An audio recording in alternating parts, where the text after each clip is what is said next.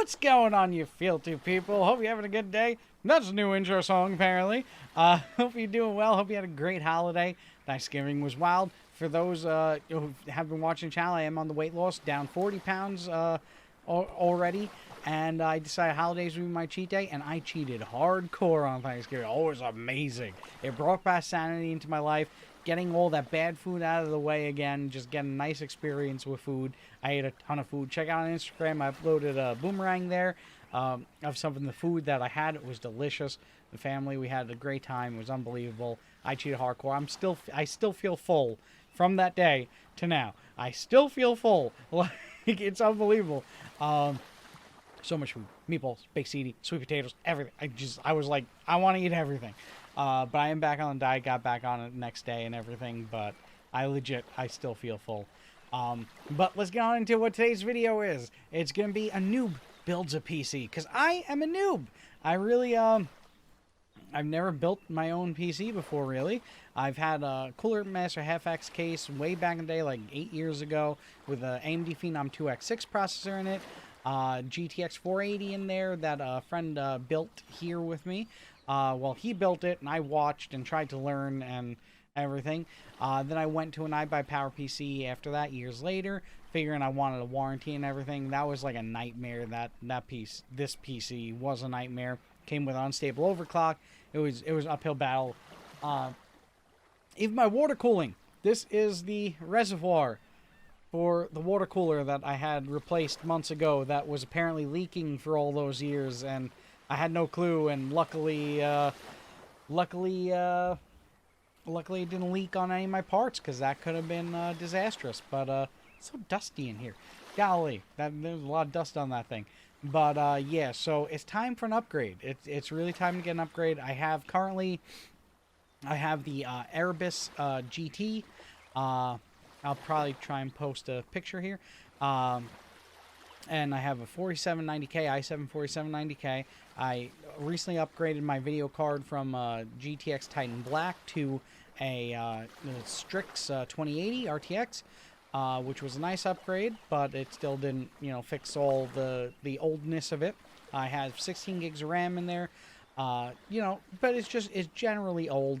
And when it comes down to editing, the 4 series of Intel is not really being supported by Adobe anymore. So in Premiere Pro, like to make an edit, like I can make a cut in the video, then I hit play to see where I want to make the next cut to maybe shrink video, or even editing on graphics. Like, it's just like the video just lags so bad to play, and it's so hard to edit. So I'm going to try and do this video without needing to edit much or adding graphics or anything, because it takes, an hour longer for me to do an edit on something, and it's time for an upgrade. I've been saving up since I first got this PC, and it's time to do it. It's time to do it. So let's do it. Let's do it. We're going to go on the journey. I hope you join me. If you're a person who knows about PC building and everything, please do leave any comment down below with advice on, the parts I'm looking at, things I'm looking into. I'm really looking to learn with Cyber Monday coming up. I definitely want to get parts ordered, and I figure I'll do videos of the building process, and this will be like a fun journey that we can go on together. And then I'll have a PC that I can actually do edited videos with, and it could be cool. We can get better content here on the channel, maybe. I don't know.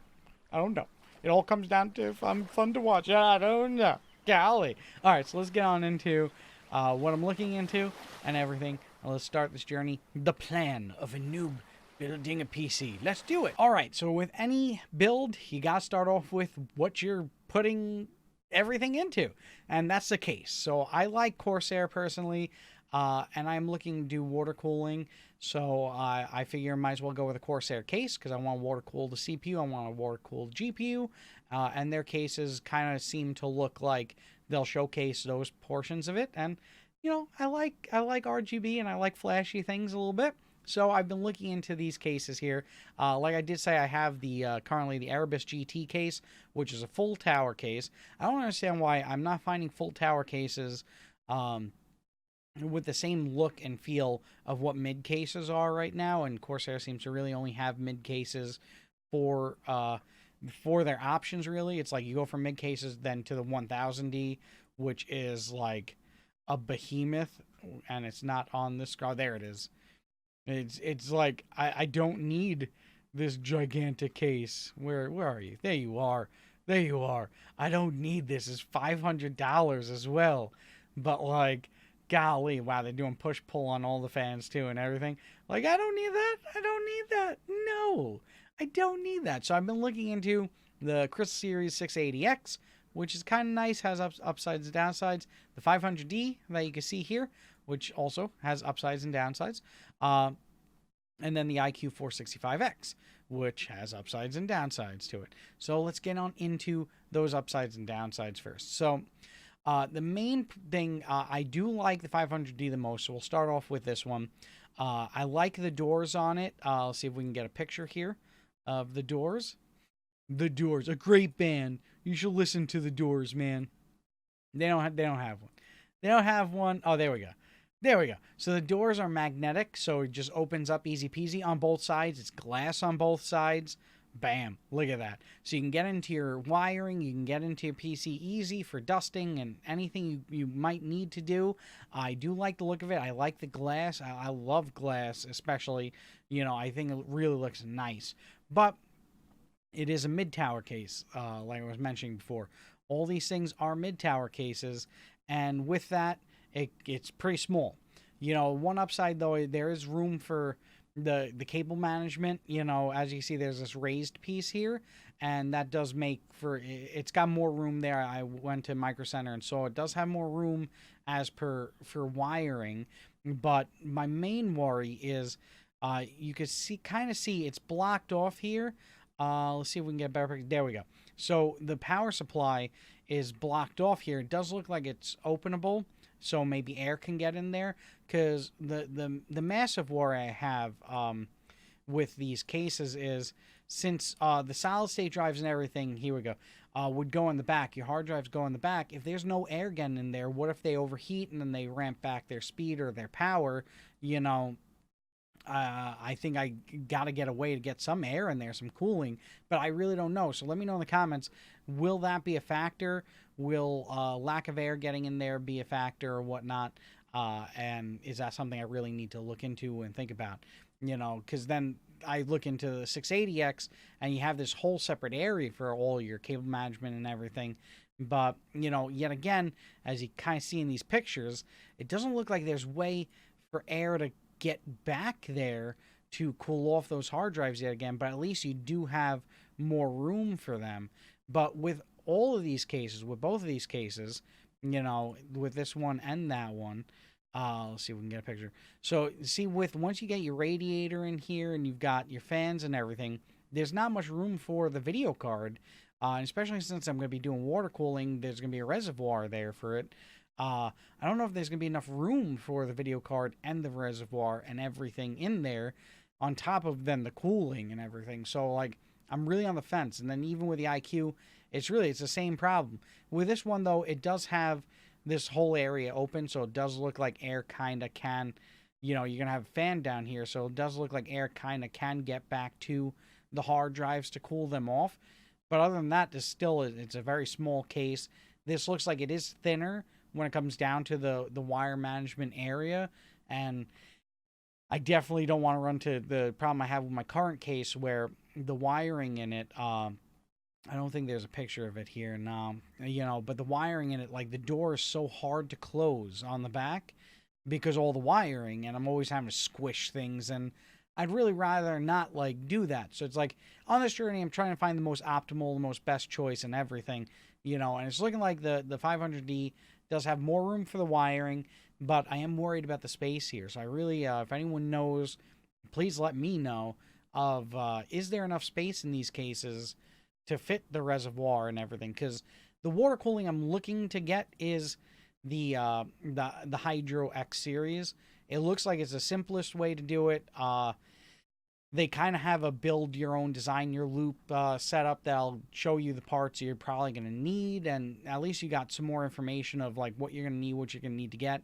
I'm looking into doing hardline tubing, possibly. I did buy a whole kit for hardline tubing for the bends and everything, and I'm going to, test myself and try and do it myself. to see if, you know, if it's worth getting the Hydro X series hardline or the softline tubing, but it looks stunning. It looks absolutely stunning. I mean, this is like, oh, that would be amazing, right? I love RGB. I know there's a lot of people out there that hate it. I love RGB. Big fan. Totally big fan. I'm gonna RGB the poop out of this rig. Can't wait. It's gonna be sick. So I have the Strix one. So as you can see though, the water block in it is a little different.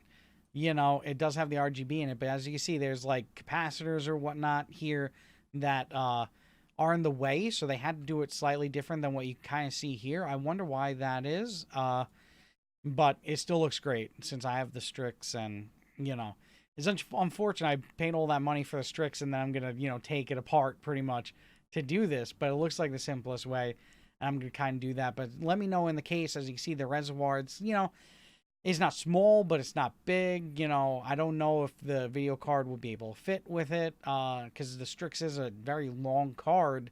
You know, I have so much to learn. There's so much to learn. This is the hardest thing about it, is the learning, and I don't know if it's going to fit. So I don't know if I need a full tower case or if these mid cases will be fine or whatnot. I would imagine it would. Why would Corsair build a case that won't be able to fit things? So I don't know. Let me know in the comments. Then the next important part, the processor. So yes, I'm going to be spending a lot of money. I've saved up since I got my last PC. So, you know, I have money saved up finally for an upgrade. I need the upgrade. Like I said, with the editing, it needs to be done. And Ryzen seems to have the forward thinking of backwards compatibility for the processors on certain boards. So it looks like, you know, I might be able to get the 4 series, the 5 series, and be able to put them in there if I ever need an upgrade. But it looks like 3950X is going to be something that's going to last the long haul. Let me know, though, if there's any problems, though, with it or whatnot. The main problem I'm finding is finding where to buy it. That seems to be the only problem, is I don't see it on sale anywhere or in stock anywhere right now. And yeah, it's a major problem with the PC build. I don't want to buy RAM and motherboard and everything and then not find a processor for weeks. You know, because then what if the RAM is bad? What if the motherboard's bad? I can't return it then. You know, what am I gonna do? You know, so it's like I'm waiting to hopefully get the processor, then I could get everything else. But I'm also waiting to see if anyone in the comments has and finds any issues with what I'm looking to build or anything. You know. So maybe it's like a last check, you know. But yeah, I'm looking to get 3950X. AMD really, like, when I'm looking at the benchmarks on like J's 2 cents, Linus, and Gamers Nexus and everything, it looks like it's just as powerful as Intel CPUs at like a fraction of the cost. You know, even though this is a little bit more expensive, but it looks like it's gonna be the thing to last a long haul, and that's what I need. I need something that's gonna last me like 5 years, 6 years before I really need to get another upgrade. You know, and I'm hoping this will be it. And then with water cooling, hopefully I can overclock and everything. And then for the motherboard, this has been another thing. It's been hard for me to find out. I do like Asus. My first rig that I had was an Asus motherboard. My iBuyPower rig is MSI motherboard.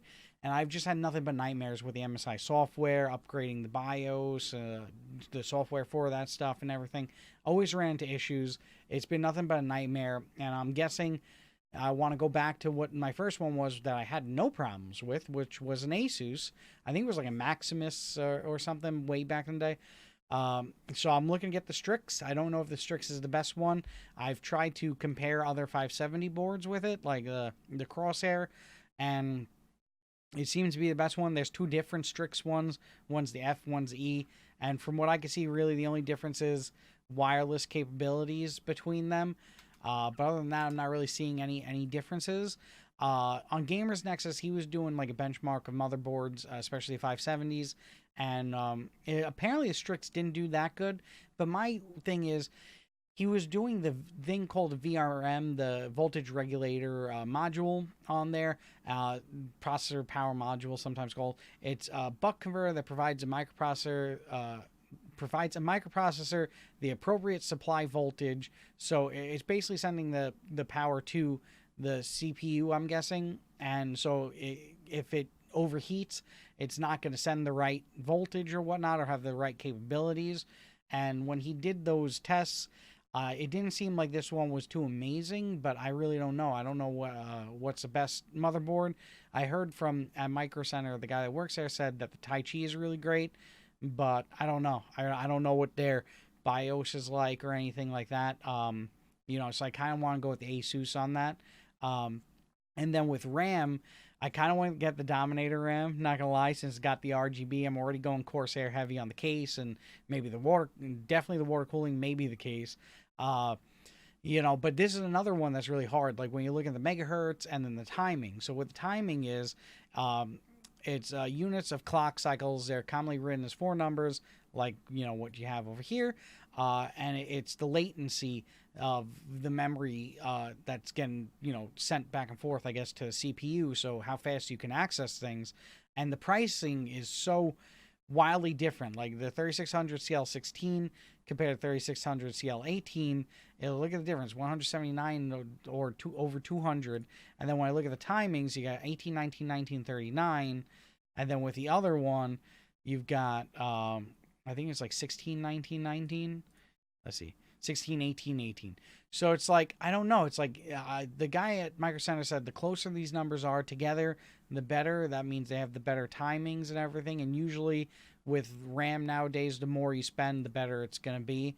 And then when I look at higher ones, I mean, still 16 gigabytes of memory with a 4700 megahertz CL19, $700, $80 pretty much, for the same thing. And it's like, I don't know what's the timing on and everything. I tried looking up, on Newegg and everything. And then you got like some of the same ones where you have 16, 18, 18, 36, for the 300 here instead of it was cheaper on the Corsair website, and then the other one, the 18, 19, 19, 39, it's so confusing, it's so confusing. So planning out this build is so confusing. I really don't know what I need to be looking for. What's better? Is it just spend more money and it's going to be better? But why is it better? Why is the timing of 18, is that just milliseconds? Like, so is it going to be really that noticeable? Is it going to really change that much? I don't know. And then I'm guessing get an M.2 drive, since my worry with the cases of, heat with the solid state drives being in the back. I don't know, it's like, I'm guessing might as well get an M.2, but then with this, you see there's a heat sink on there, and then when you look at the motherboard right here and right here is where the M.2 drive would go. So it's like, what do I take this off and then not have this heat sink here? What's the better heat sink on these? At Micro Center, the guy I was talking to said you could just take this off and then you're better off using the heat sink that's on the motherboard itself. It'll keep the drive cooler. So it's like, but then why this, So it's like there's so much confusing going on. But I think the plan is what I've shown today. I'm gonna try and get on Monday, unless someone points out something I'm totally missing and messing up on. I'll probably use a power supply in my current computer for the new one. I might bring over some of the memory from the old one to the new one. I really don't know, but it's gonna be a wild journey and everything. I think that covers all the parts, but definitely let me know. It's so hard to figure this stuff out, and I figured might as well make a video and talk about it, and we'll do like a series. So I'll do another video tinkering with hardline tubing. I'll do another video with the actual build of everything, and yeah, it should be at least an interesting journey. I don't know, we'll see, but yeah. So I'll see you in the next video, hopefully, maybe, and I hope you enjoy the journey that we're gonna go on of building a new PC, and then hopefully new videos with better edited footage and everything in the future. It's exciting. I think it's gonna be pretty wild. But thank you for watching, and I'll see you in the next one. Bye bye. Bye bye.